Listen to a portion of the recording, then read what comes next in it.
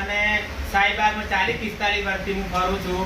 હવે જમાલપુરના કશીદે ભાવનાદેના ચેલાઓ બધા સાઈબાગના અંદર ઘૂસી ગયા છે સરસપુર, અને મારી નીચુના ચેલા હતા એ લોકોને જોઈન્ટમાં લઈ અને બધા પરિવાર મારા સાથે ફરે છે, અને એમને બી મારવાની ધમકી આપે છે, મને બી મારવાની ધમકી આપે છે.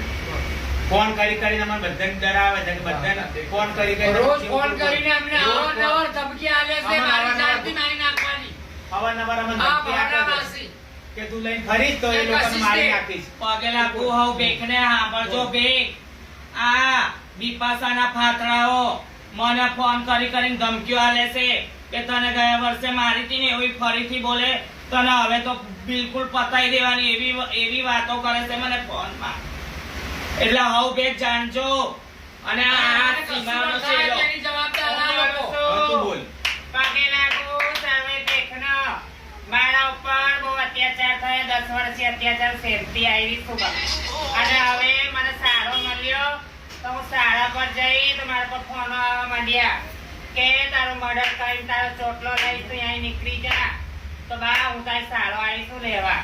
હવે હું શું કરું? હું તો અહીંયા જ રહીશ ને અહીંયા જ મળીને અહીંયા જ અને અમે સાહેબ દરવાજા અમે ફરીએ અને અમને કઈ બી થાય એનો જવાબદાર ભાવના દે કશિશ લે દીપાસા લોકોના માટે. હા હવ બેગ જાણજો.